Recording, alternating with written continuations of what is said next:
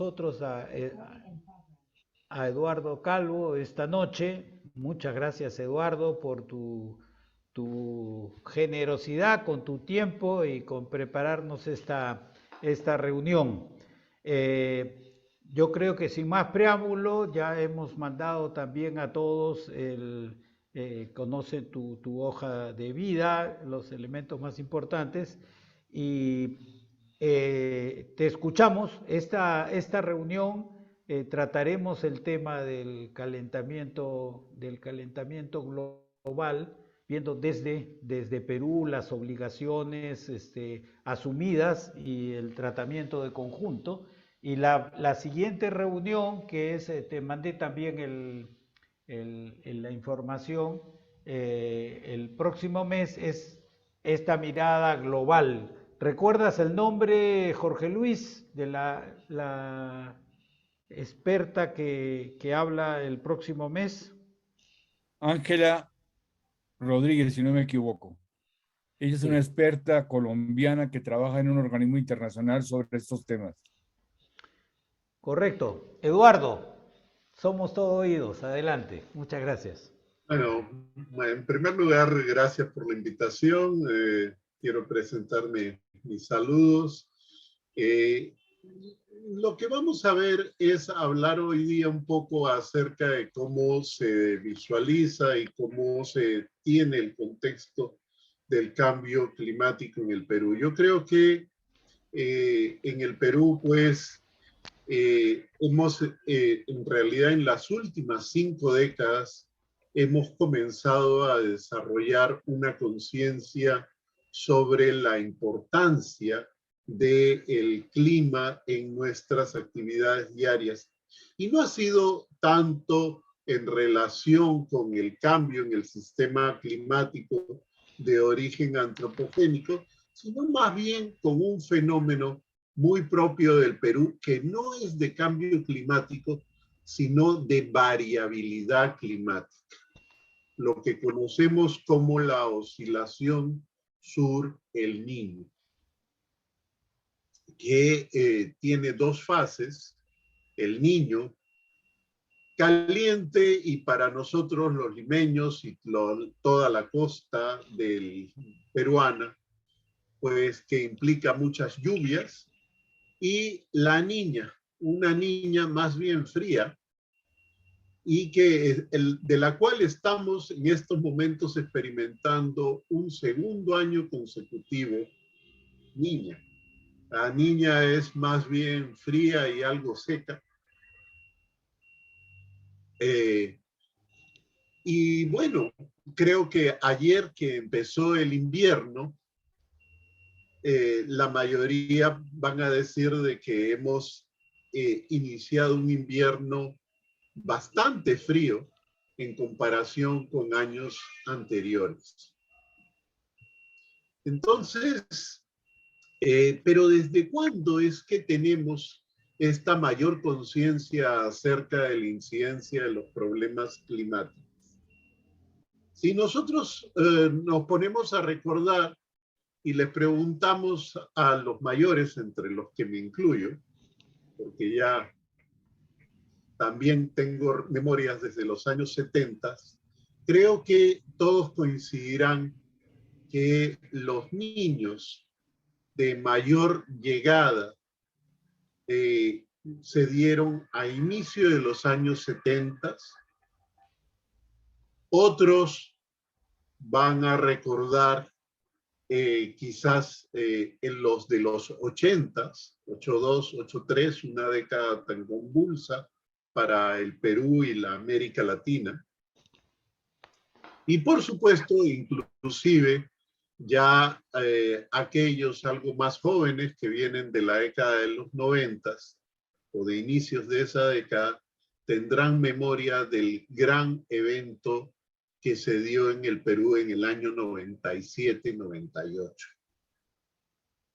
Ya los más jóvenes, los nacidos después del inicio del milenio, creo que el único acontecimiento climático que recordarán es el aciago año de 2017, donde experimentamos lo que en su momento fue llamado el niño costero, que no respondía exactamente a la tipología de un...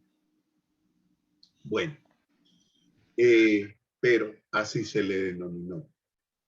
Y esto, ¿a qué lo traigo a colación?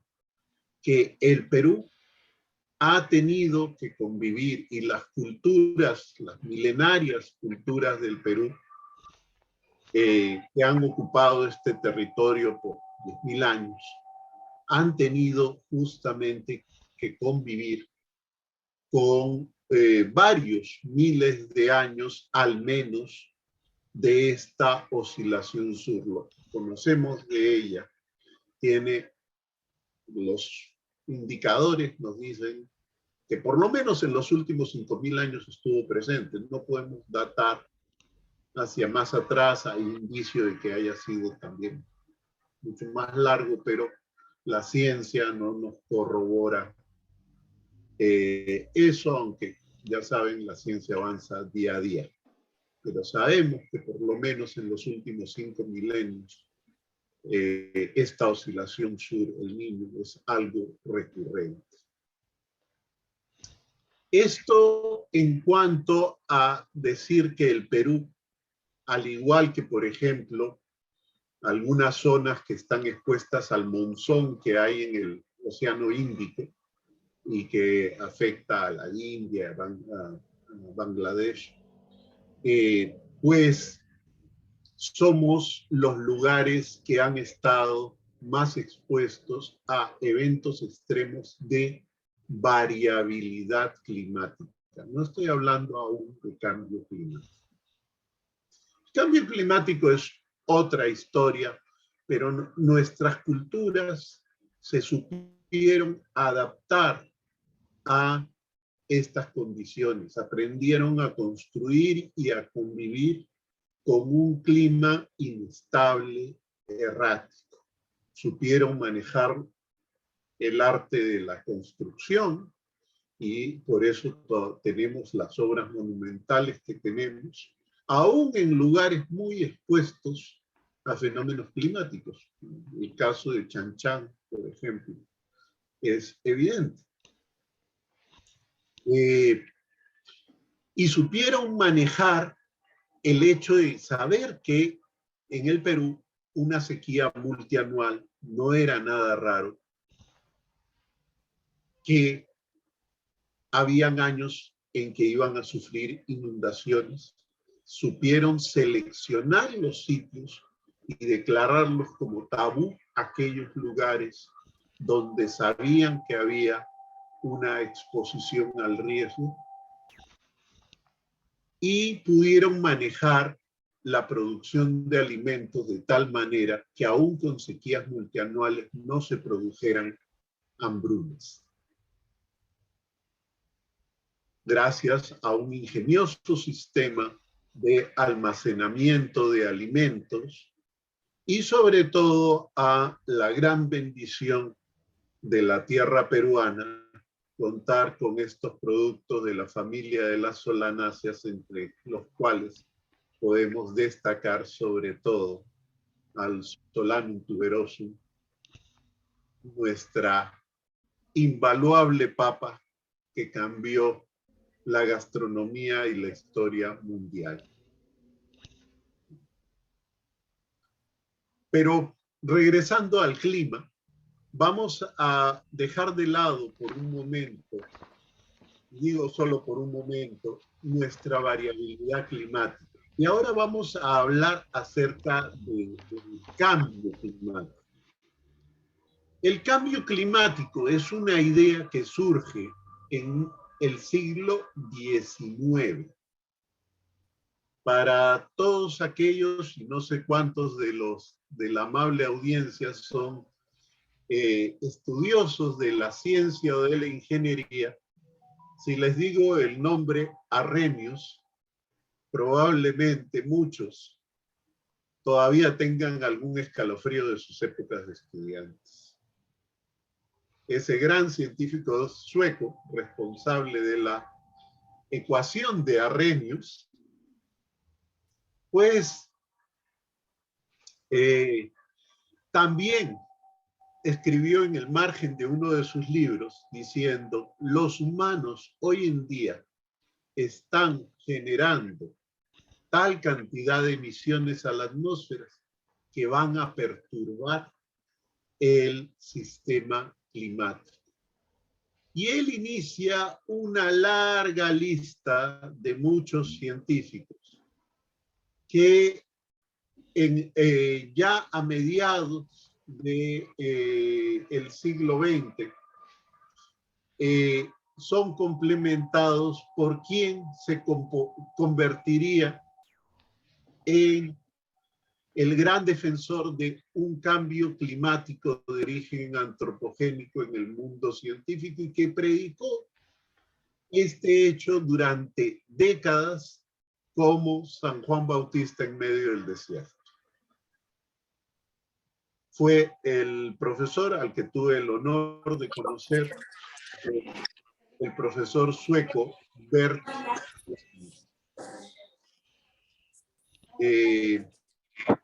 Bert Bolin, que emblemáticamente falleció el mismo año, pocos días de diferencia con el recibimiento del Premio Nobel de la Paz por parte del panel intergubernamental sobre cambio climático.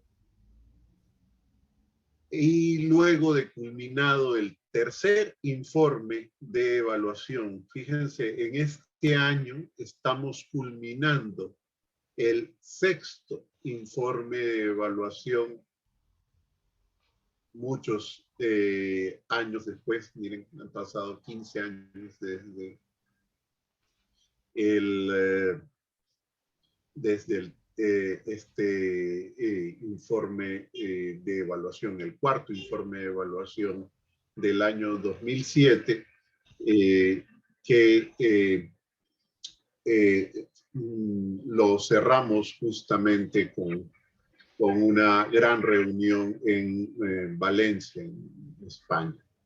Pero bueno, regresando a nuestro punto. Bert Bolin insistió en que estábamos alterando la atmósfera y el sistema climático.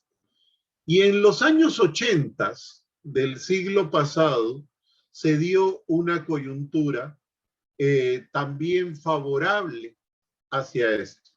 ¿Qué es lo que ocurrió? Científicos británicos encontraron que había un problema con la capa de ozono en la Antártida y que se estaba ocasionando un forado, el agujero de la capa de ozono. Algunos países desarrollados, en particular Estados Unidos, presentó sus dudas sobre esto e hizo lo que se hace en el mundo de la ciencia: envió una expedición científica encabezada por una brillante científica que también he tenido el honor de conocer y compartir tiempo con ella, la doctora Susan Solomon. La doctora Susan Solomon corroboró el hallazgo de los británicos, y la humanidad, en el marco de las Naciones Unidas, reaccionó rápidamente y estableció primero el Convenio de Viena y luego el Protocolo de Montreal sobre sustancias que agotan la capa de ozono. Y pudo hacer esto tan rápido y tener un sustento científico gracias al trabajo que hicieron tres brillantes científicos en la década de los 70. Eran Paul Crutzen, Sherwood Rowlands, un británico, y para nosotros el mayor orgullo que un latinoamericano, el doctor Mario Molina, pues formara parte de este destacado grupo mexicano y también Ha sido visitante al Perú y doctor honoris causa de mi casa de estudios, la Universidad Nacional Mayor de San Marcos. Yo no estudié ahí, pero soy profesor en ella, así que la considero, por tanto, también mi casa. Y bueno, cuando se dieron estos instrumentos, pues las condiciones estuvieron dadas para que en Naciones Unidas se preguntaran si es que de verdad había un problema con cambios en el sistema climático. Y en 1987, las Naciones Unidas decidió hacerse esa pregunta. Y para eso creó un grupo conocido como el Panel Intergubernamental sobre Cambio Climático, el grupo de expertos sobre el cambio climático, que comenzó a operar en 1988 con una gran pregunta, sencilla de formular, difícil de responder. Esta pregunta era tan solo: ¿los humanos estamos alterando el sistema climático? Algo que se tenía que responder con un sí o con un no. En 1990, el IPCC, en su primer informe, primero de toda una larga historia, dio su clara y concluyente respuesta: no estamos seguros, porque en la ciencia sí pasa, porque no estábamos seguros. Hay que entender que los satélites, la tecnología de la informática, en aquella época estaba mucho menos desarrollada que actualmente. Las supercomputadoras de los años 80, hoy ese poder de cómputo lo tenemos en la palma de la mano en un teléfono celular. Esa es la distancia tecnológica que nos separa en poco más de 3 décadas. Bueno, esa respuesta, no estamos seguros, pero nos parece que sí, dio inicio a que Naciones Unidas dijera: ok, aquí hay una duda y los científicos dicen que les parece que sí. Bueno, si a ellos les parece, nosotros como naciones creemos que debemos actuar. Y crearon un comité de negociaciones intergubernamentales que en 1992, en la Cumbre de Río, presentó la Convención Marco de Naciones Unidas sobre Cambio Climático, inicio de la acción política sobre el problema, el reconocimiento formal de la humanidad de que el sistema climático estaba en peligro. Ese reconocimiento de 1992 tenía que ser refrendado por los diversos países, entre ellos el Perú, porque el presidente de aquel momento, Alberto Fujimori, tenía la capacidad de suscribir el acuerdo, pero este debía ser llevado, como en todos los países, a los parlamentos para que fuera refrendado. Esto se hizo en 1993 y el Perú pues formó parte del gran grupo de países que en 1994 llevó al número mágico que permitía que la Convención Marco de Naciones Unidas sobre el Cambio Climático entrara en vigor. La primera reunión de la Convención se hizo en 1995 y comenzó con una reflexión y una evaluación de lo que nos había ocurrido desde el año 92 hasta el año 95. y llegó a una rápida conclusión. No íbamos bien. Las emisiones de gases de efecto invernadero causantes del cambio climático no se estaban reduciendo, sino que por el contrario, estaban aumentando. Y ahí se llega a la conclusión de que se debía tomar una acción más drástica, lo que en el lenguaje internacional involucra crear un protocolo. De esta forma se acordó que en un par de años se debía negociar un nuevo protocolo acerca del cambio climático.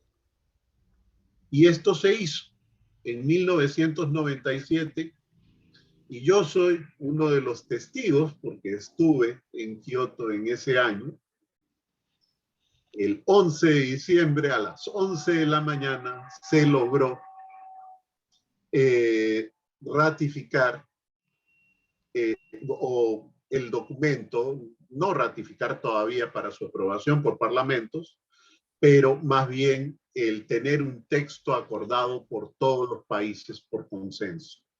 Eso se hizo en el año 97. La reunión debía acabar el 10 de diciembre y comenzó todavía el 10 de diciembre en una sesión maratónica, porque si se paraba la reunión no iba a haber acuerdo, de acuerdo a las reglas de Naciones Unidas.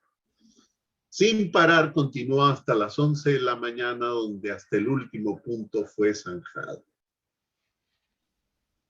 Bueno, ya teníamos el protocolo de Kioto, pero el protocolo de Kioto es el equivalente a una ley nacional, y cualquiera que conozca cómo funciona nuestra burocracia aquí en el Perú y en el resto del mundo, las leyes no se implementan sino hasta que son reglamentadas. Para poder reglamentarla, pasaron 4 años más. Recién en el año 2001 se tuvo el reglamento del protocolo de Kioto. Y como decía Vallejo, el muerto seguía muriendo. Y la cosa seguía avanzando. Pero ya en el año 1998, uno de los 2 países que controlaba la llave de la entrada en vigor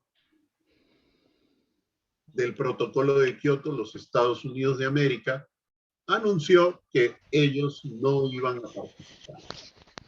El otro país del cual dependía que esto entrara en vigor era la Federación Rusa. Es decir, todos los demás países del mundo podíamos hacer un acuerdo, pero sin al menos uno de estos 2 actores no teníamos la capacidad de que entrara en vigor por los propios requisitos que habían sido instalados para su entrada en vigor. Y el Perú se apuró y lo ratificó prontamente. También entendible porque no teníamos obligaciones. Las obligaciones en el marco del protocolo de Kioto eran solo para países desarrollados. El caso es de que ahora ya los Estados Unidos habían dicho que de ninguna manera ellos iban a participar. Bueno, ahora solo todo quedaba en manos de la Federación Rusa.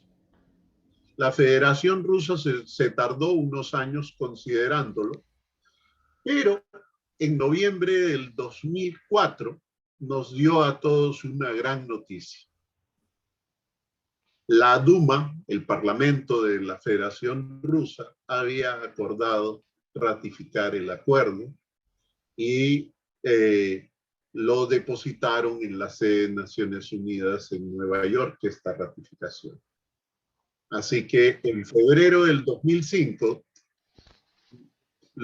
el periodo de reflexión que requiere después de que se alcanzan las ratificaciones, entró en vigor el protocolo de Kioto, el gran primer acuerdo internacional donde la mayor parte de la humanidad se ponía de acuerdo para luchar en conjunto contra el cambio climático. La mala noticia es que ya en el año 2005 sabíamos que aún con la participación de todos los países desarrollados, el objetivo de estabilizar el sistema climático era inalcanzable. Así que se decidió comenzar a pensar en un nuevo acuerdo. ¿Y cuándo debíamos llegar a este nuevo acuerdo? En el año 2009. En Copenhague fue la fecha señalada. Desafortunadamente, por divergencias internas, Copenhague fue un fiasco y la confianza entre los países quedó profundamente dañada. Y muchos decían, no, pero la cosa es peor de lo que pensamos, porque miren, ¿a quién le toca organizar la siguiente conferencia? Por la rotación regional le tocaba nada más y nada menos que a México. Y en los países desarrollados había una profunda desconfianza de que México estuviera a la altura del reto. Pero no en vano, esta América Latina es la tierra del realismo mágico, y que cada vez que se enfrenta a sus mayores dificultades, saca las fuerzas que no sabe sacar en la vida diaria, nadie sabe de dónde, y alcanza los resultados que siempre terminan sorprendiendo al mundo. En el año 2010, México reconstruyó la confianza de una manera que solo se puede calificar de mágica. Y ahí, ya algunos años después, le tocaría al Perú ser la sede de una nueva conferencia de las partes. Eso ocurrió en el Perú en el año 2014. Con un profundo sacrificio económico de los peruanos. Una conferencia que nos costó a las arcas estatales más de $100 millones.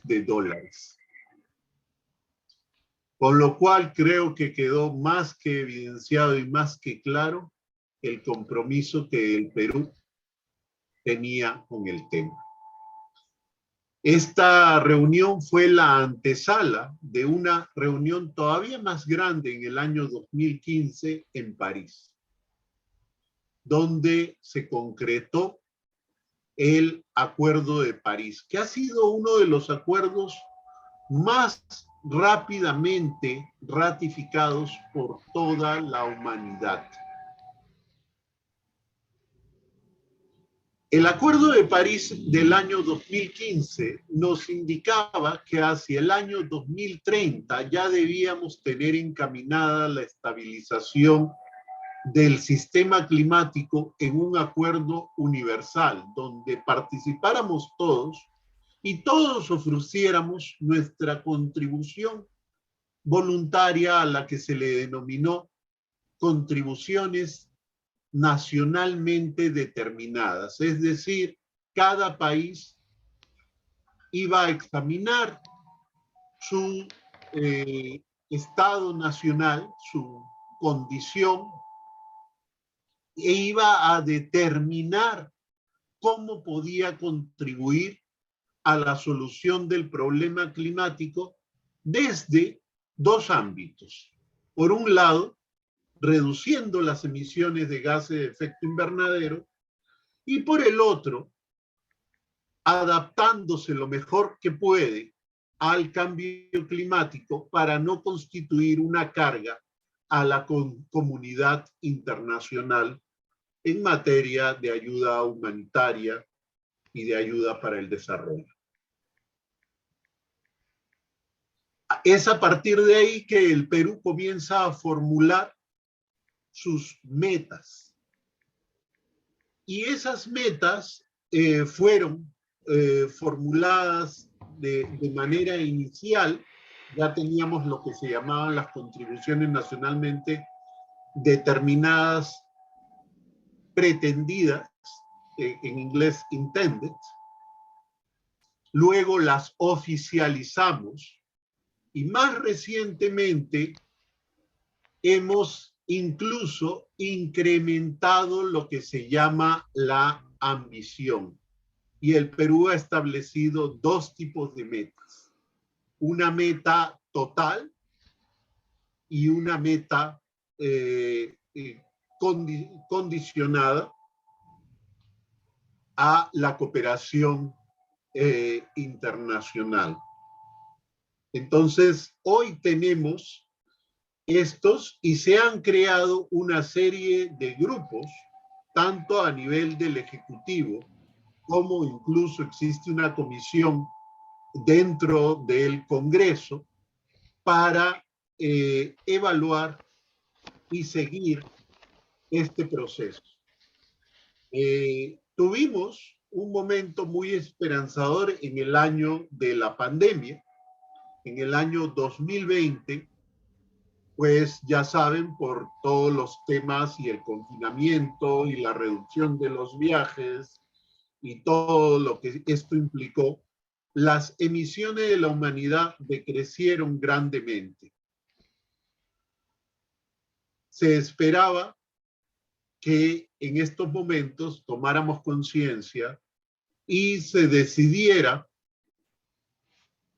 pues, desasociarnos de los combustibles fósiles y de todas las malas prácticas que llevan a las emisiones de gases de efecto invernadero como humanidad.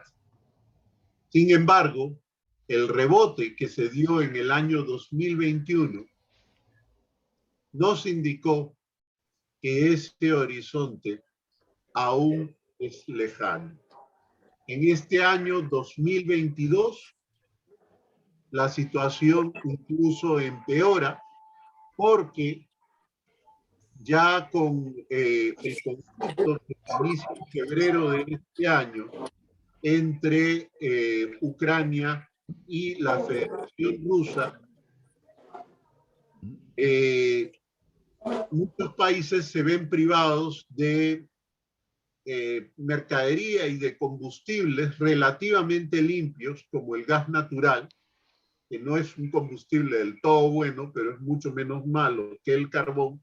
Y lo que estamos viendo semana a semana es que muchos países abandonan sus políticas climáticas, o al menos les dan una pausa, para tratar de controlar el alto costo de los combustibles y poder manejar la coyuntura de la ausencia del gas y el petróleo proveniente de la Federación Rusa.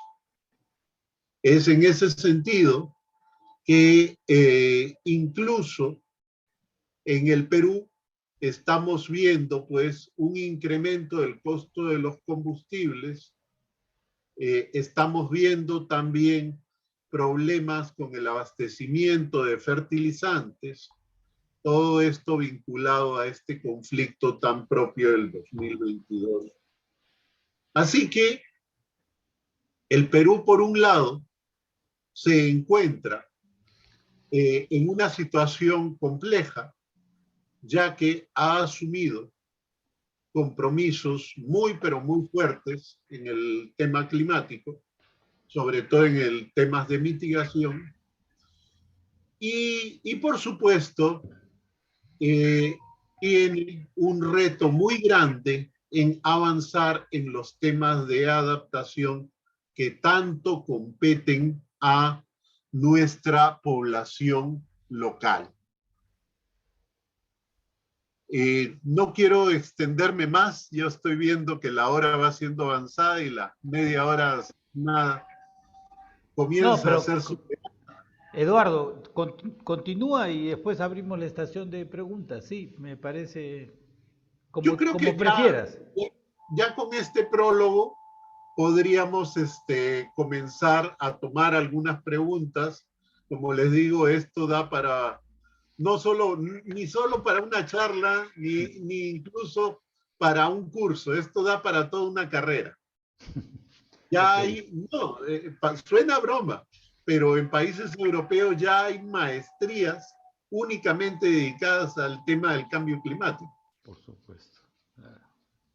Excelente. Bien, entonces pasemos por favor a preguntas, comentarios, hagamos una rueda. ¿Sí? Yo empezaría con una pregunta, Eduardo. Realmente has ordenado las ideas que tenía me parece que has presentado un cuadro que nos permite ubicar dentro del conjunto.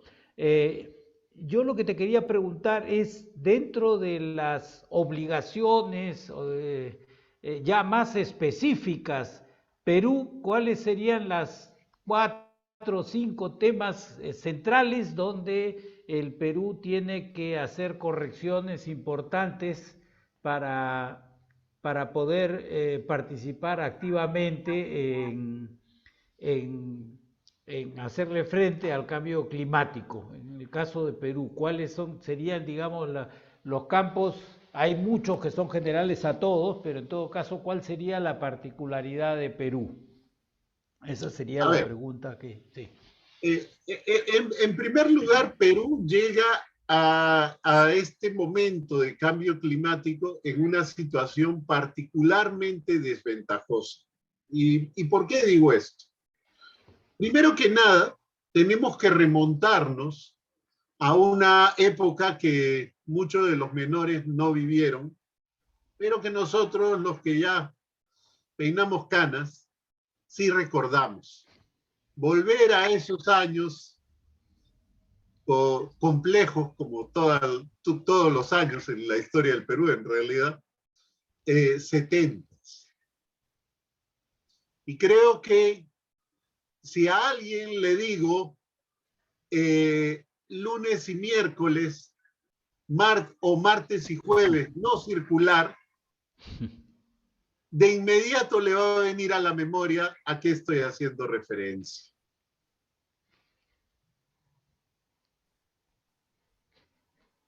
Ramón, lo recordarás bien, ¿no? Claro, claro, sí, por supuesto. Así Tuvimos un año en que los autos tenían prohibidos de circular 2 días a la semana para ahorrar combustible, porque el país no se podía dar el lujo de importar el petróleo que necesitábamos a esos precios. Y eso estuvo relacionado con la crisis energética de 1973. Y esa crisis se dio un alza brutal del precio del petróleo por la creación del cártel de la Organización de Países Exportadores de Petróleo. Bueno, ¿cuál fue la respuesta? No solo del Perú, sino de muchos países latinoamericanos. Fue orientar su producción eléctrica hacia una producción sin emisiones, hidroeléctricas. Nos endeudamos con dinero que estaba muy barato en ese momento, y ese dinero comenzó una época de deuda externa muy grande, y luego para los latinoamericanos se transformaría en la década perdida de América Latina, que no nos afectó solo a los peruanos, sino también afectó a todo el continente. Y Perú vivió esa época de una manera particularmente mala. Saben lo que pasó. Teníamos a un joven, bisoño e inexperto presidente de aquella época, el señor García, quien se atrevió a desafiar las convenciones y decir que esa deuda era impagable.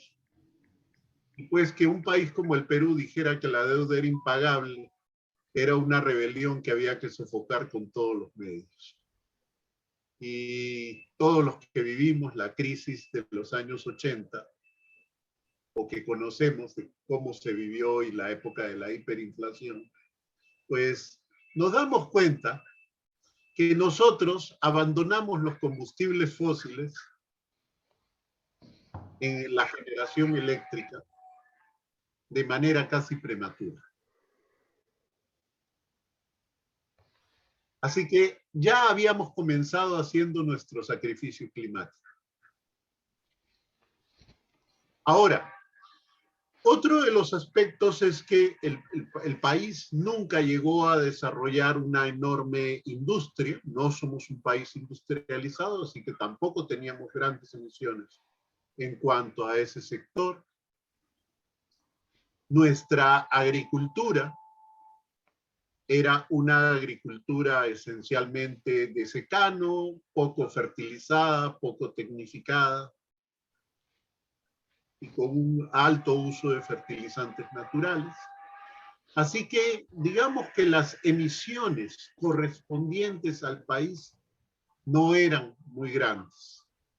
Ahora, el fenómeno que nos ha acompañado desde el inicio de la problemática del cambio climático, que sigue hasta la actualidad, es que sí tenemos un problema innegable en cuanto a la pérdida de áreas forestales. En el Perú se deforestan en estos últimos años alrededor de 200.000 hectáreas anuales. Y si vamos al inicio del milenio, pues estamos hablando de un promedio de alrededor de 150.000 para todos los años de este nuevo milenio, ¿no? Si esto es mucho o es poco, tenemos que considerar que nuestra extensión forestal es de 72 millones de hectáreas. Así que 200.000 puede que suene a mucho, pero alguien dirá, bueno, 200.000 es la quinta parte de 1.000.000 y eso es un 72avo de la extensión del área forestal peruana.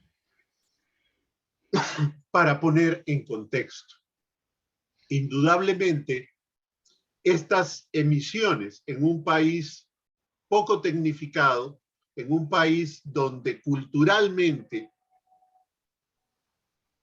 la gente resiste los inviernos con mantas y bebidas calientes, en vez de tener una calefacción central, como tienen incluso nuestros vecinos del sur, aquí en América,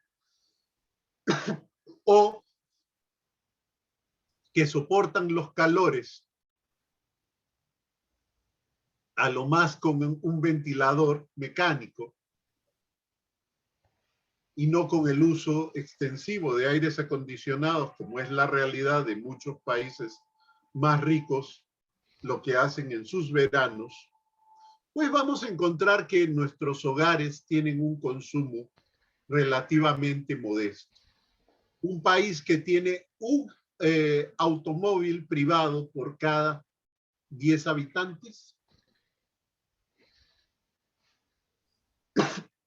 lo que es 6, 5 o 4 veces menos que el estándar en los países desarrollados, tampoco es un gran consumidor. Así que si nosotros vamos a ver cuál es nuestro principal reto, pues es obvio que va a ser el tema de la deforestación.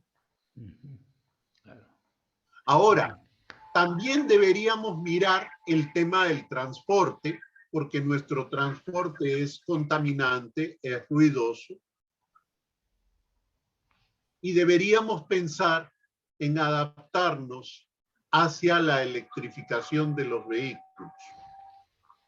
Fijémonos que el Perú hoy en día tiene año a año un forado en materia de deuda externa por el combustible que no produce y que tiene que importar para cubrir su necesidad vehicular. Así que ahí tenemos otro aspecto. Pero si nosotros vamos a ver cuál es, a mi juicio, el aspecto más desafiante de nuestras contribuciones, yo diría que el principal tema para los peruanos debe ser la adaptación que causa tantas trágicas pérdidas de vida de pérdidas de la salud de compatriotas y que aumenta la pobreza de muchos hogares en nuestro territorio nacional. No quiero extenderme más y veo No, que está hay bien. una mano. Estupendo, Eduardo. Ahí está pidiendo, Jorge Luis está pidiendo la palabra, pero antes ha habido una pregunta de Lucía. Dice, ¿hasta qué punto es posible que las empresas generen un impacto positivo y sustancial en el medio ambiente? Bueno, las empresas, el impacto positivo que van a poder generar está relacionado con su flujo de caja y con sus utilidades. Una empresa no es, pues yo siempre cuando mis estudiantes me preguntan de que, ay, si las empresas son buenas o son malas, les digo, miren, las empresas no son un tema de ética. Si queremos a alguien que sea bueno, pues vayamos a buscar a las hermanas de la Madre Teresa o vayamos a buscar a organismos de caridad de cualquier denominación religiosa. Las empresas existen con el propósito de generar utilidades, de generar rentas, de hacer lucro, de obtener ganancias. Ahora, hay empresas que están dispuestas a sacrificar una parte de sus ganancias para el bienestar de la humanidad, de sus comunidades, de sus trabajadores. Es cierto. Eso ya es una ética interna de los empresarios. Pero el límite que va a tener una empresa es el límite de ser rentable, porque sabemos cuál es el destino en nuestro sistema económico de aquellos que no son rentables, la bancarrota. Ok. Jorge Luis estaba pidiendo la palabra. Bueno, buenas noches con todos. Eduardo, primero que todo, muchas gracias por la película que nos acaba de pasar. Esa historia que has contado a través de todo el proceso del manejo del calentamiento global me parece interesantísima y lo has hecho de una manera muy agradable y muy sencilla. Además, quiero resaltar que cada vez que yo oigo a algún científico hacer referencias poéticas o literarias, me convence más. Creo que nos estamos acercando a entender el mundo de una manera mucho más completa que lo que hacíamos antes. Hay un tema que a mí yo quisiera que abundaras un poquito. Justamente al sentir esa película que tú nos has contado, uno ve que los intereses de los gobiernos, de las políticas, son muy difíciles de poner en línea.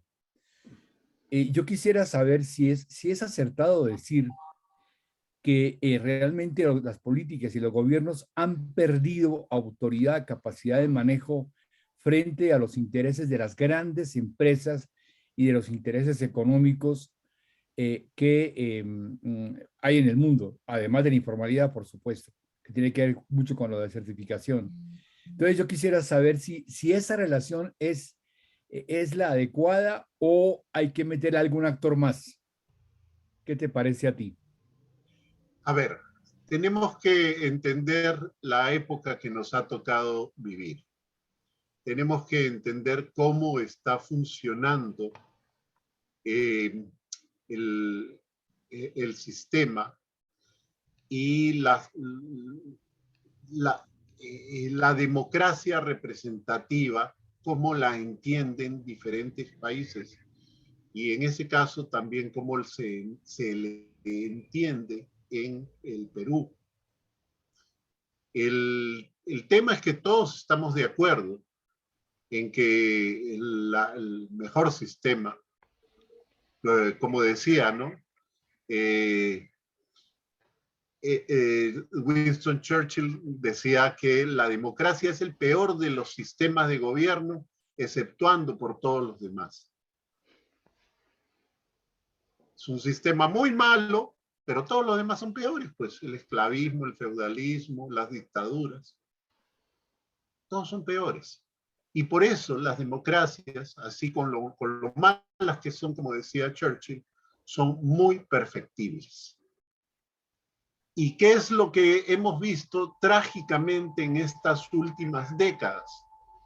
Una pérdida de representatividad y una interferencia muy grande del dinero en la búsqueda del bienestar común que debería ser el objetivo de la política.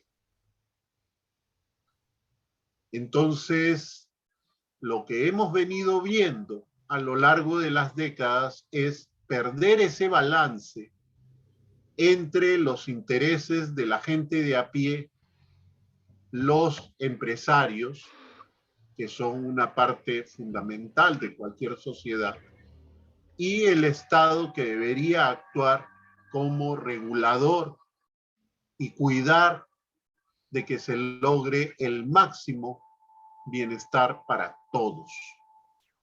Y lo que hemos visto es un debilitamiento de la defensa de los trabajadores, de la defensa del medio ambiente, y hemos visto que esto trágicamente se ha traducido en toda nuestra región en violencia. Hemos visto violencia en muchos de nuestros países hermanos. La hemos visto en Chile en 2019, la hemos visto luego en Colombia. Desafortunadamente incluso la tenemos que ver en nuestros días, en nuestro hermano país del Ecuador, porque mucha gente no se ve identificada con el sistema político y no confía en que este sistema está buscando el mayor bienestar para todas las personas. Es muy lamentable, pero en muchos casos los indicios y la evidencia nos terminan indicando de que mucha de esta gente, lamentablemente, nuevamente repito, tiene un punto.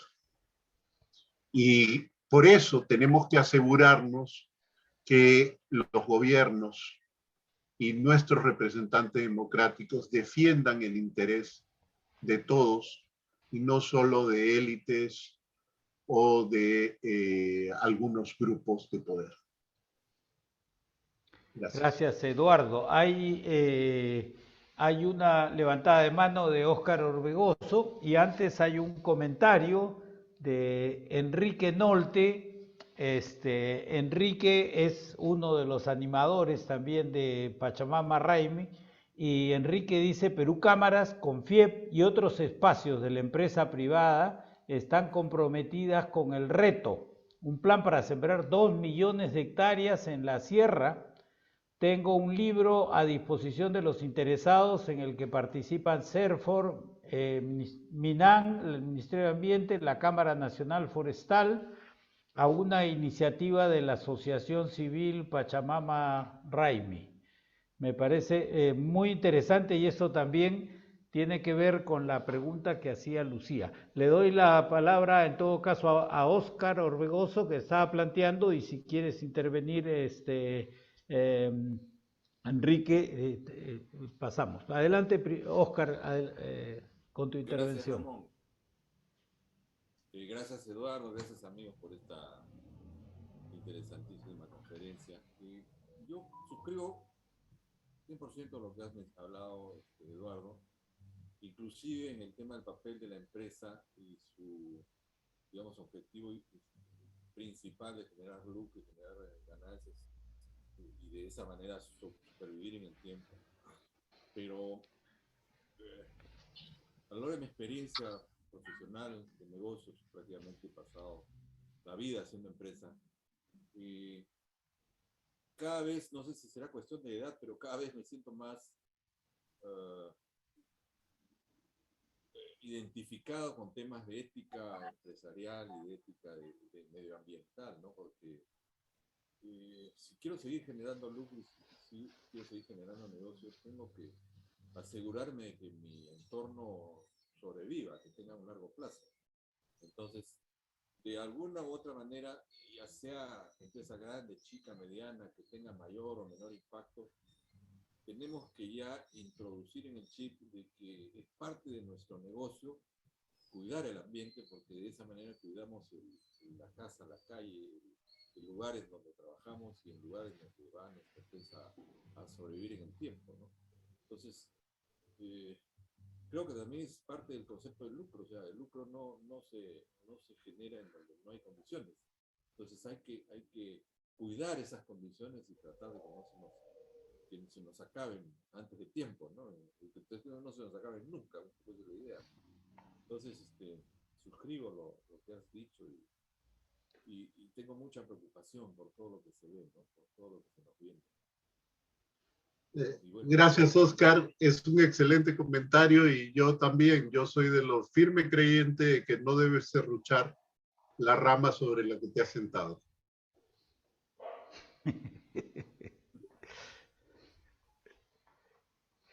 Perdón, Miguel Sánchez estaba pidiendo la palabra. Adelante, Miguel, por favor. Gracias, Ramón. Gracias, amigo Eduardo. Realmente es muy interesante digamos, lo que nos ha comentado. Yo quería saber su opinión, digamos, a un tema, ¿no? O sea, el cambio climático está asociado, digamos, a reducir la contaminación. En nuestro país, digamos, una forma de mitigar, digamos, la contaminación de los combustibles es el uso del biocombustible hasta un 5%, ¿no? Incluso hay una ley que promueve el uso de esto. Pero, ¿qué hace el Ministerio del Ambiente? El escenario es el siguiente. En los últimos 10 años, desde que ha salido esta ley, el país importa aceite de Argentina, aceite de Estados Unidos, o sea, dando trabajo, digamos, a la gente de allá, ¿no? Y curiosamente, nosotros estamos exportando aceite, ¿no? Le puedo dar las cifras, ¿no? De los últimos 5 estamos exportando aceite crudo hacia Colombia, hacia México. Entonces, ¿cómo se entiende este tema de política, ¿no? O sea, es un poco, y si vamos a lo último que ha pasado con el derrame de Repsol, ¿no? O sea, se multan a empresas chiquitas con multas millonarias y a una empresa grande que contamina, bueno, todos sabemos esto, se le pone pues como dice, un saludo a la bandera. ¿Qué opinión tiene al respecto de estas políticas? A ver, yo, bueno, por motivos profesionales estoy muy cercano al caso de lo que ha ocurrido con Repsol y yo lo que les puedo decir es que en estos momentos Repsol tiene un proceso que está muy lejos de ser pequeño. Indecopi le ha abierto un proceso judicial donde la demanda alcanza los 4.500 millones de dólares, lo cual Repsol, por supuesto, ha calificado del primer día que es gigantesco, es proporcionado, es comunal, qué sé yo. Pero no estamos hablando de una cantidad menor en este caso. Y por supuesto, el problema es que cada entidad sanciona dentro de su capacidad sancionadora y sanciona en el marco que han dado las leyes y los dispositivos que se han creado, no en esta época y no en este año, sino a lo largo de casi, estamos hablando de más de 3 décadas. Es todo un esquema de confiar ciegamente en que se está haciendo lo mejor posible por el cuidado del ambiente cuando sabemos que en realidad esto no siempre es así. Eso en cuanto al caso de Repsol y de las sanciones ambientales. En el tema del biocombustible, ahí también y nuevamente es que todo esto no está controlado ni regulado por el Estado. Todas son decisiones empresariales. ¿A quién vendo? ¿A quién le importo? ¿Qué es lo que traigo? Todo es parte de un esquema de libre mercado. Así que, por más ilógicas desde un punto de vista material, ambiental, que nos puedan parecer las decisiones que toman las empresas, seguramente tienen alguna racionalidad empresarial que nosotros muchos desconocemos y que hacen que no nos expliquemos su actitud, pero es algo que está, como digo, en control pleno de las empresas que deciden qué importan, cuándo le importa, a quién le importan, cuánto le importan. Son decisiones empresariales. Ahora, que estas decisiones no vayan con el interés común de la sociedad peruana, no necesariamente, porque el marco constitucional que tenemos actualmente lo que dice es eso, que hay libertad de empresa. Gracias. Gracias, Eduardo. Óscar Santisteban, adelante. Sí, Eduardo, muchísimas gracias por esta enriquecedora charla de una situación a nivel intergubernamental de acuerdos y pactos y compromisos. Sin embargo, en el país se han desarrollado una serie de propuestas, como el caso, por ejemplo, de la reforestación. Yo hablo una experiencia en donde en Cajamarca, luego de haber egresado de La Molina, me fui a Cajamarca a desarrollar mi profesión y tuve la suerte de trabajar con la cooperación belga y se inició ahí la reforestación en el país, porque antes en la agraria lo único que se hacía era ir a la selva a trabajar el árbol, la madera y muy poco en la sierra, ¿no? Entonces, esto de la reforestación determinó grandes extensiones de plantaciones de pinos, eucaliptos, cipreses y una serie de especies forestales que actualmente se están explotando después de 40 años a rajatabla, de tal forma que se conviertan luego en aglomerados, etc. Sin embargo, la ley no se cumple porque antes se cortaba un árbol y se debía plantar 2 a 3 árboles. Y ahora no hay una reposición de eso. Cuando habían los bosques, esto generó microclimas para regenerar la flora y la fauna. Se comenzó a aparecer la vizcacha, comenzó a aparecer los ciervos, los venados y otras faunas, aves. Entonces, ahora ya está desapareciendo esto y se inicia una desertificación en las laderas de la sierra. En la época, década del 80, el 90, hubo un proyecto que se llamaba Sierra Verde para poder hacer reforestaciones a lo largo de la sierra, desde del norte hasta el sur, pero a través de Pronamach, pero Pronamach lo desaparecieron. Entonces, ¿cuáles son las políticas para poder trabajar esta propuesta que en sí, en este momento, si hubiera seguido ese desarrollo forestal, nosotros hubiéramos estado intercambiando con el llamado bono de carbono, ¿no?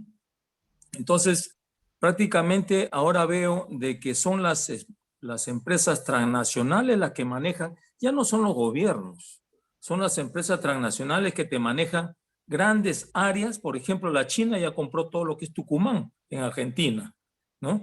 Y acá en el norte del Perú también los chilenos están metidos comprando tierras y poniendo uva y todo ello, ¿no? Entonces, fíjense, hay una situación muy, muy preocupante en el país que nos obliga a plantear algunas situaciones, unas medidas que nos permitan pues controlar este cambio climático que realmente es cada vez más, se incrementa más este cambio. En la década del 70 que fui a Cajamarca, yo trabajé en investigación agraria y veía de que el maíz no se podía sembrar sobre los 2.500, 2.600.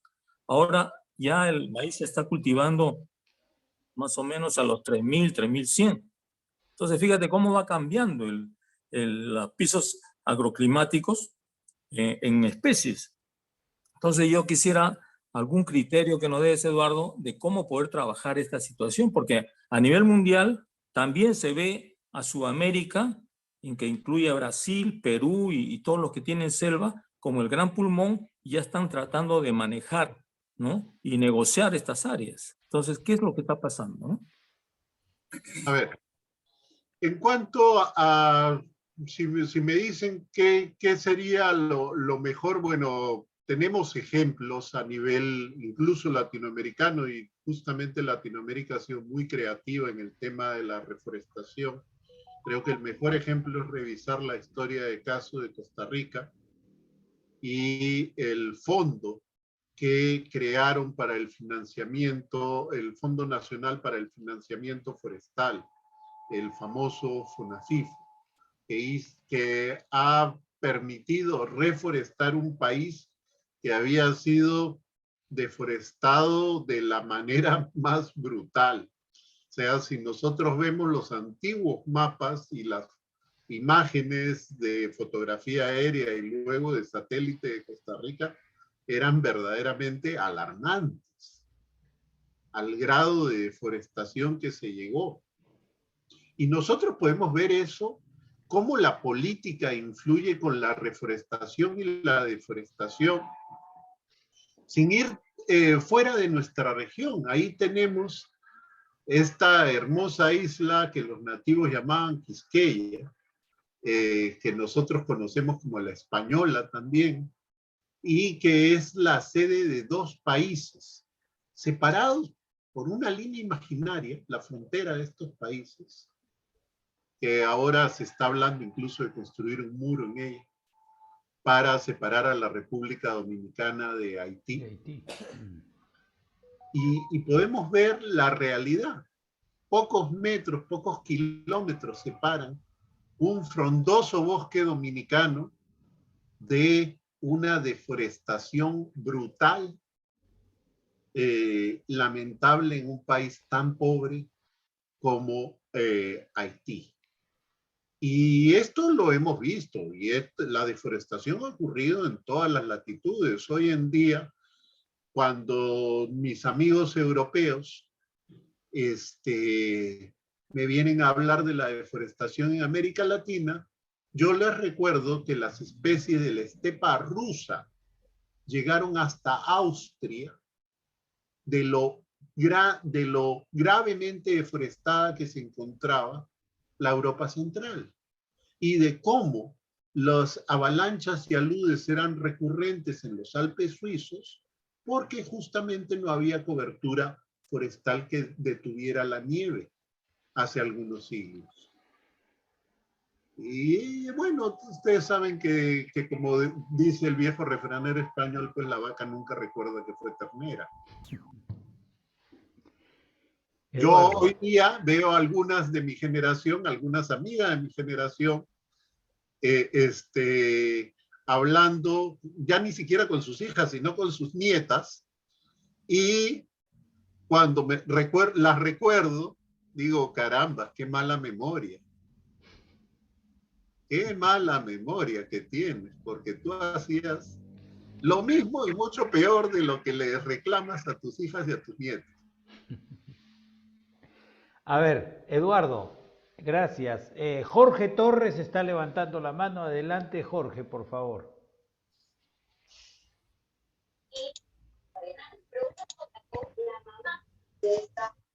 Buenas noches. Saludar a Eduardo y saludar a todos los miembros de esta convocatoria. Y mi pregunta está enmarcada en relación a la ley esta del cambio climático y a los compromisos que el Perú tiene. Pero sobre todo, preguntarte, Eduardo, ¿qué compromisos, por ejemplo, ya tiene el Perú en el sector que yo manejo, en el sector manufactura? Por ejemplo, a las empresas, ¿qué deberían ya tener en cuenta, por ejemplo, a futuro, para enmarcarse o estar cumpliendo ya los compromisos adquiridos por el país hacia este marco ley del cambio climático? No sé si nos podrías decir algunos, ¿no? Porque tú sabes que en la manufactura manejamos insumos. ¿Qué tipo de insumos que no sean contaminantes? Procesos donde manejamos energía. Y también, por ejemplo, los productos terminados necesitan ciertos tipos de embalaje. ¿A qué los empresarios debemos dirigirnos para poder ir cumpliendo ya los lineamientos de esta ley marco? Esa sería mi pregunta. Sí, a ver, ya tenemos incluso una hoja de ruta que fue preparada por un grupo de trabajo multisectorial para la implementación de las contribuciones nacionalmente determinadas. En ella se han establecido, es un informe de 900 páginas, está disponible, hay 62 medidas de mitigación ahí, el tiempo no nos daría para hablar de todas ellas, pero si lo podemos poner en forma muy genérica, es tratar de ser muy eficientes en el consumo de energía estacionaria, igualmente ir o tender hacia la electrificación del transporte, sobre todo en las ciudades, porque para largas distancias va a ser todavía muy difíciles. Hay toda una sección con algunas medidas relativamente pocas en cuanto a procesos industriales. De esas 62, solamente un par están dedicadas a los procesos industriales y el resto están orientadas principalmente a agricultura, silvicultura y gestión de residuos sólidos y líquidos. En cuanto a lo que está en el sector manufactura, está especialmente orientado a la gestión de la industria cementera y a buscar la reducción del uso de clinker en la manufactura. Eso sería, como les digo, el informe completo son 900 páginas y ahí se encuentran estas 62 medidas que se han dado para construir estas contribuciones. Y gracias, porque como empresarios que somos, siempre desearíamos, y los emprendimientos que tengamos, bueno, ya ir dirigiéndolos hacia un camino correcto, porque me imagino que más adelante todo esto representa recursos, pues, y hay que dirigirlos bien a lograr los objetivos de la mitigación.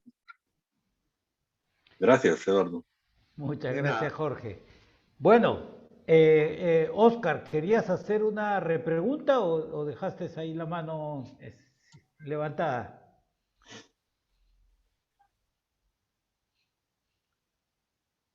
¿Aló, Oscar?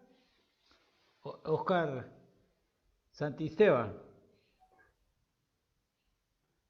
Bueno, Creo que se dio el lonchecito. ya. A ver, bueno, no sé si hay alguna otra pregunta o intervención. Si me permites, Ramón, Sí, Eduardo, adelante.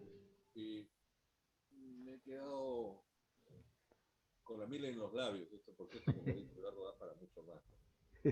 Y, y yo creo que, a ver, en el sector en el que he incursionado en los últimos años, que es el sector turismo, efectivamente nosotros vemos de que el impacto ambiental es una estocada, ¿no? Porque se van acabando los paisajes, se van acabando Es que no sé, aló, Sí. no sé cómo se pone la pantalla. Espérate, Oscar, espérate un minutito. Está hablando ahorita Oscar Orbegoso. Sí, adelante. Entonces, ah, algunas autoridades en la zona en donde estamos están haciendo algunas cosas ya, tratando de trabajar el tema de mitigar el impacto sobre el ambiente, en cuanto al recojo de la basura, en cuanto al ordenamiento de la basura en segmentos que van a ser aprovechables. Creo que la misma Bacus ha tomado en cuenta el tema de las botellas como también estamos en el negocio de la restauración, las botellas descartables de cerveza se convirtieron en un problema, porque ni los basureros querían recogerlas. Entonces se iban acumulando, y me parece que la Bacus ya tomó algo en serio, porque los distribuidores de cerveza ya están recogiendo las botellas descartables, ¿no? Entonces ahí hay una serie de cosas que nosotros como empresas o como gremios podríamos impulsar, o sea, cosas chiquitas que van sumando y que a la larga, como dice el dicho, pocos hacen un gran mucho, ¿no? Entonces crear un impacto importante en el control del ambiente. Nosotros por lo menos vamos a empujar lo poco que tenemos aquí para ensuciar lo menos posible. Creo que esa tendría que ser la actitud, ¿no? Hay una necesidad pues perentoria de hacer algo, y bueno, espero que lo logremos. Sí, en realidad lo que tenemos que ver es tratar de ser eficientes en nuestros procesos, y sobre todo desde el punto de vista de la empresa. Yo recuerdo que cuando una empresa famosa en el Perú cambió de dueños, una de las exigencias de los compradores era que estuviera alineada y tuviera un sistema de gestión ambiental dentro del marco de la familia ISO 14000, ¿no? Entonces le hicieron esta solicitud, y por supuesto ahí vieron que tenían una serie de ineficiencias, y ahí encontraron que en muchos aspectos la inversión terminaba siendo altamente rentable en plazos incluso inferiores a un año. Es decir, que en un año o 2 años, en el peor de los casos, la inversión que se tenía que hacer, por ejemplo, en temas de energía, en temas de agua, para ser más eficiente con el uso, se terminaba pagando sola, y a partir de ahí era solamente ganancia. Entonces, hay que dejar de tener una mirada que el medio ambiente es solo un sobrecosto. Y desafortunadamente en el Perú se ha tenido y se tiene todavía en muchos lugares esa mirada de que los trabajadores y sus salarios o temas ambientales son sobrecostos. Y hay que cambiar la mirada. Y hay un ejemplo célebre: el señor Henry Ford, con grandes virtudes y también grandes defectos, una vez le preguntaron por qué él pagaba salarios muy por encima de los que sus colegas pagaban en medio de la Gran Depresión de los Estados Unidos en los años 30. Y la respuesta de Henry Ford fue: ¿y quién va a comprar mis autos? Si mis trabajadores son tan pobres que no se pueden comprar mi auto, yo no voy a poder vender autos. Sí. Yo quería hacer un comentario muy cortito, Eduardo. Tenemos ahora un país como Chile, que es una potencia en América Latina con sus pinos, ¿no? Exporta pinos, ¿no? Y bueno, tanto Chile como, espérate, no recuerdo, terminó con su bosque nativo, con su bosque natural. Ellos no tienen selva como nosotros, ¿no? Pero la reforestación que han hecho y exitosa. Tú dices, y es cierto, son 200.000 hectáreas anuales de deforestación en el Perú, que claro, frente a los 72 millones suena muy poco, pero en realidad es bárbaro. O sea, el Valle del Rímac tiene 29.000 hectáreas, es prácticamente que te deforesten un Valle del Rímac, pero lleno, totalmente forestado, 8 valles de ese tipo. Es bárbaro y se sigue haciendo, y eso no solamente éticamente y no solamente desde el punto de vista del medio ambiente, sino también es quemar la plata también. O sea, porque las posibilidades que hay En el caso de las tareas que Pachamama Raimi, que estuve en la presentación del libro, me pareció sumamente interesante. Por ejemplo, ellos están planteando reforestar la sierra. O sea, realmente yo creo que se están planteando, el tema es tan interesante y tiene tal cantidad de aplicaciones, porque en última instancia eso es la pobreza, es dejar de generar valor o crear más valor del que se tiene, es uno de los temas importantes. Le voy a dar, Paco San Martín, qué gusto de tenerte acá. Te damos la palabra para una última pregunta, Eduardo, porque ya estamos al borde. Adelante, Paco. Ya, Ramón, qué gusto de verte, Ramón, me da mucho gusto verte. Y lo mismo a los compañeros, y felicito al expositor. Yo tenía un comentario, en verdad, con respecto a lo que creo que es el tema central de esta discusión, que es, digamos, la contradicción que tenemos entre la economía y el cambio climático, ¿no es cierto? Que es el gran tema, ¿no? Es el tema central, creo yo, ¿no?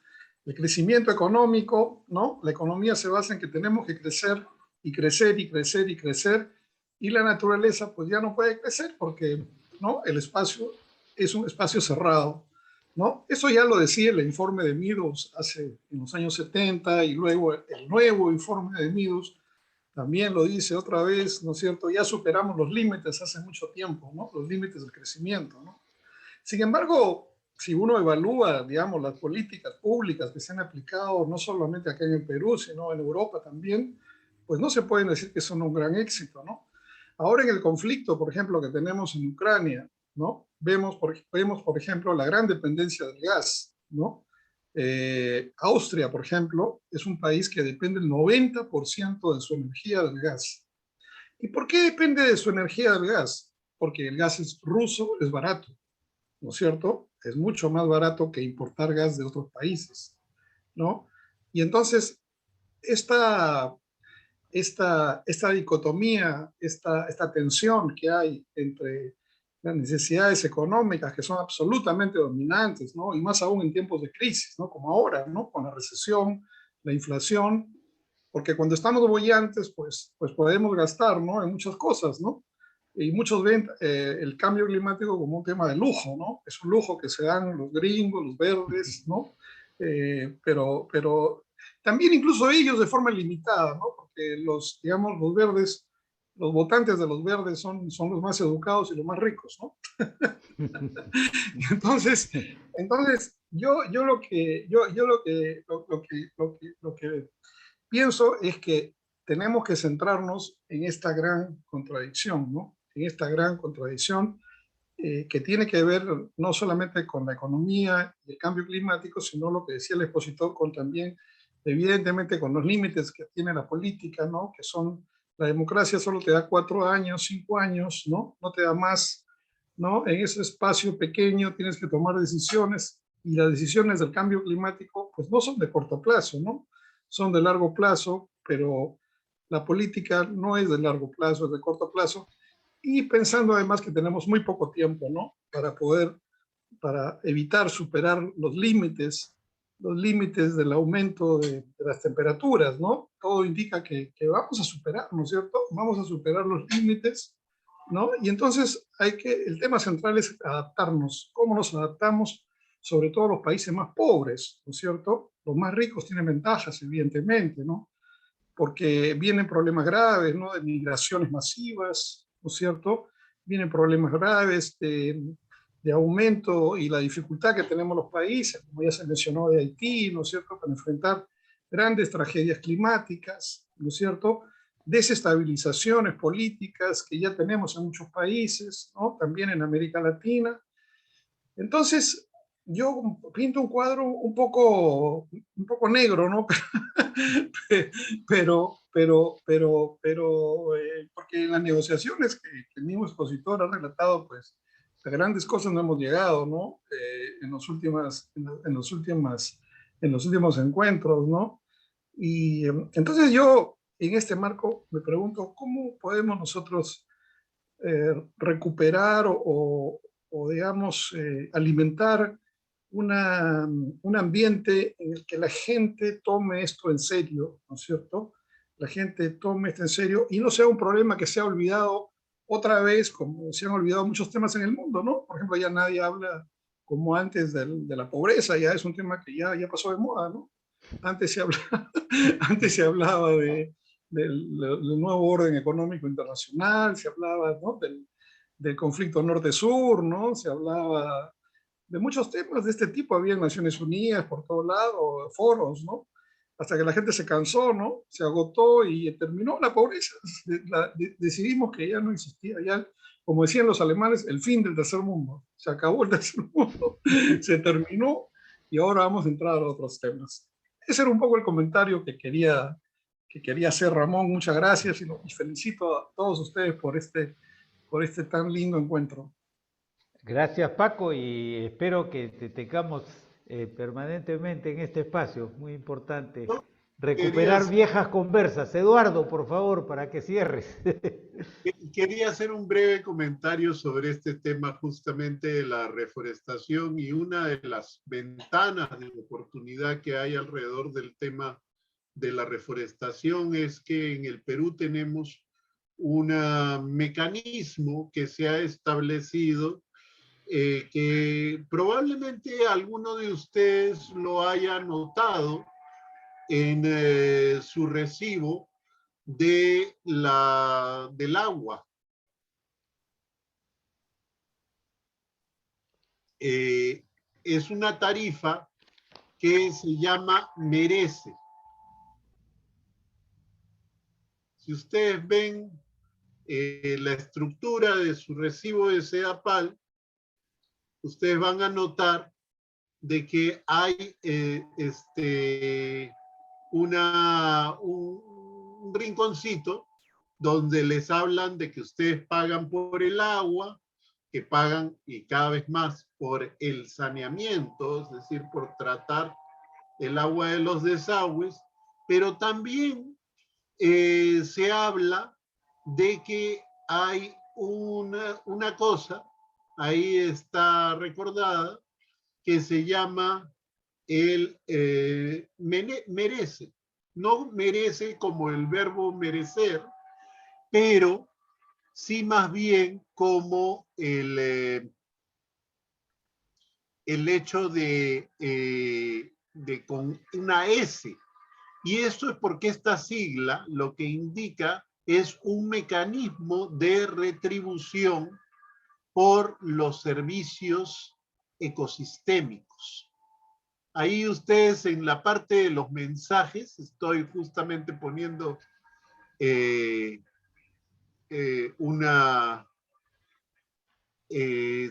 gusta lo puedo compartir en la pantalla. Sí, puedes hacerlo. ¿Lo visualizan ahí? A ver. Debajo de la carita feliz.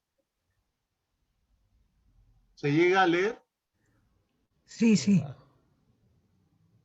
Sí se lee.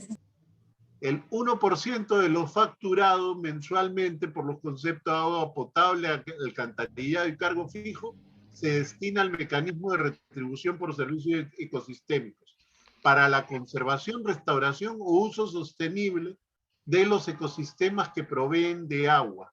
Bueno, exactamente el tema de reforestación en todas las cabeceras de cuenca tiene un gran potencial y tiene un aliado en este mecanismo.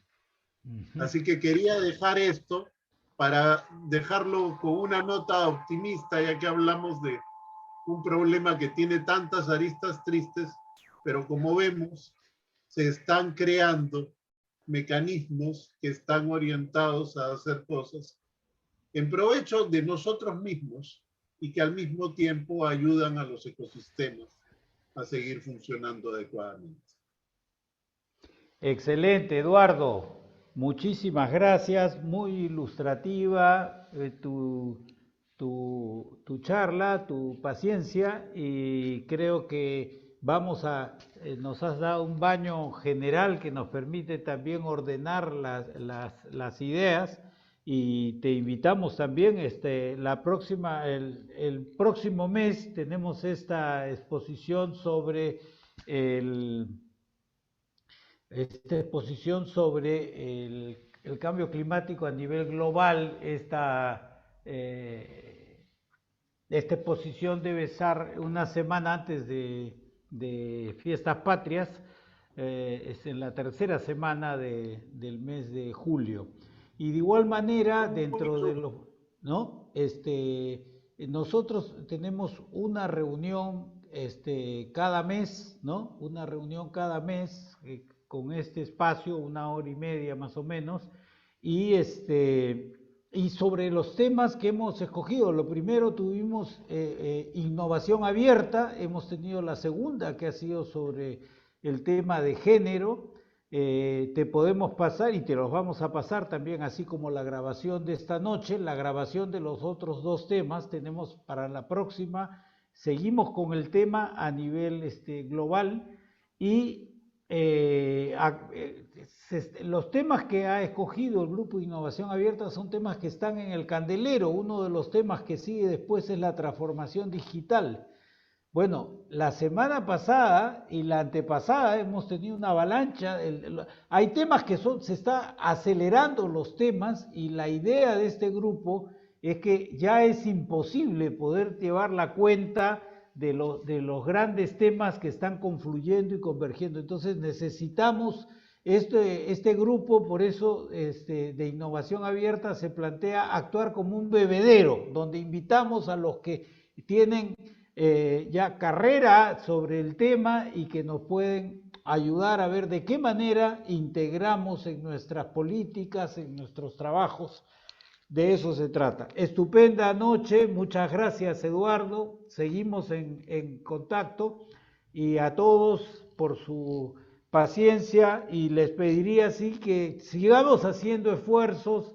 Las buenas políticas requieren que todos también mejoremos nuestra puntualidad para poder hacer que el tiempo rinda mejor.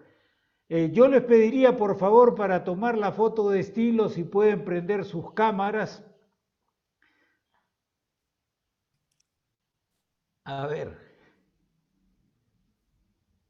Oye, qué gusto de verte, Paco. Espero tenerte por acá. Qué gusto. Bueno, y encontrarnos acá todos viejos amigos con los que hemos estado en tantas jornadas, y que, bueno, somos jóvenes todavía, tenemos para mucho rato, así que estupendo. Jorge Torres, a ver si puede, Jorge, sí. Adriana. Los que puedan venderla. Los que puedan prenderla, ya. Los que estén peinados. A ver, a la cuenta de 1, 2, 3. Un momentito para tomar una más, por favor. Listo, una más. 1, 2, y a las 3. Listo, muchísimas gracias.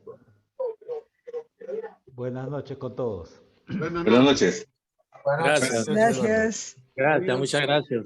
Felicitaciones, Eduardo, muchas gracias. Muchas gracias.